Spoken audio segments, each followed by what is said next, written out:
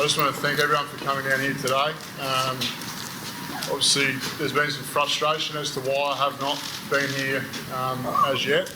There's been a process which I've had to go through to get to this stage. There certainly is some confidentiality things in and around the conciliation process and the investigation. So hopefully you can respect that today. And before I answer your questions, I'd just like to say a huge sorry to all Aboriginal and Torres Strait Islander people for the pain and hurt I've caused. But I also want to say thank you for the open and honest feedback from Robbie Young and Indigenous boys at the Adelaide Football Club. Can you talk us through that process, Tex? You talk about the time it's taking to address the media. Talk us through that journey.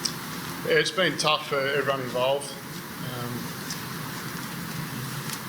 I'm just so remorseful for the things that I said, and we've had some really open and honest conversations, and they've expressed the pain and hurt it's caused, which that hurts. So for someone who's had as much cultural awareness training as AFL footballers have through their career, someone who's spoken out against racism in sport, who's played alongside guys like Eddie Benson, see what they've had to endure. How can this have happened? How can this happen? Yeah, look, that's the thing that hurts me the most, how I've got great relationships with some Indigenous people, and I've apologised, and for me now, I want to be judged on what I do from here on in. What sort of impact has this had on you personally in the last couple of weeks? Yeah, it's certainly the toughest thing that I've been through, but it's not about me, it's about the people that I've hurt and caused so much pain to.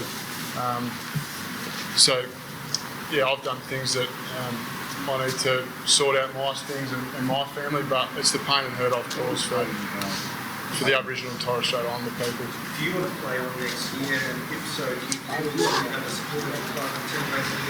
Look, to me at the moment, playing is not my priority. Repairing relationships with the people that I've hurt is my main priority.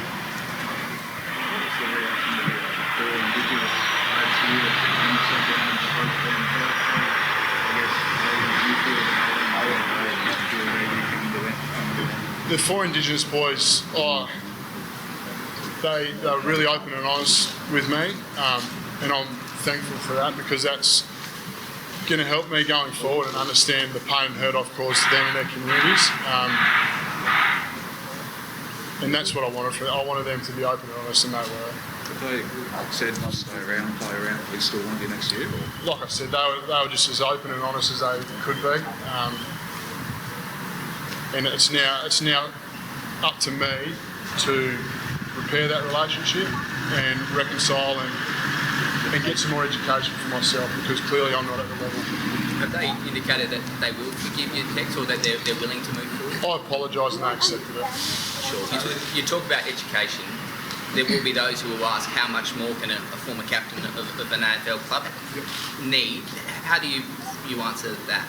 Yeah, look, the conversations that I've had with some people that I trust in that area, they've recommended that I go and spend time on the country and the communities, and that's one thing I'm going to do, along with educating myself to get a more understanding of the pain and hurt I've caused.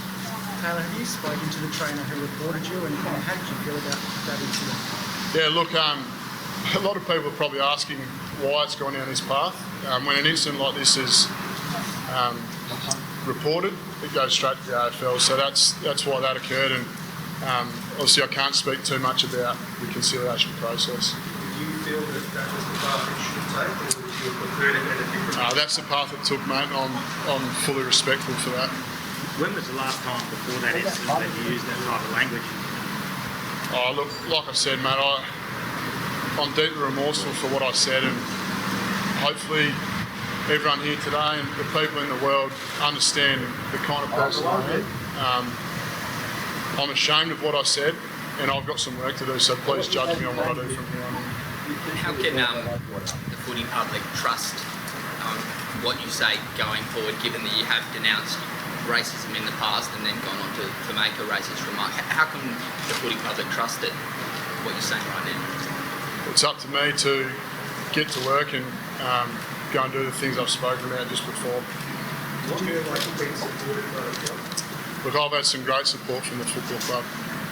Did you feel like, was there ever a situation when you felt like retiring, when you felt like hanging up?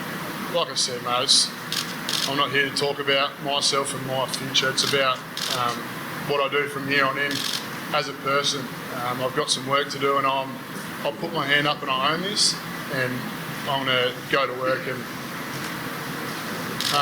do the best I can. When do you think you make that call, Tex? When do you think you'll make a call on whether you'd like to play on? It's down the road. There's a lot of water going under the bridge. Do you think the playing group more broadly will accept you back in? Yeah, I've spoken to a few players, and they've said that if the time comes to that, but we'll get to that as it comes. Coach Matthew Rendell was reduced to tears a couple of weeks ago, standing where you are right now. How did that make you feel at the time? Yeah, no, that hurt.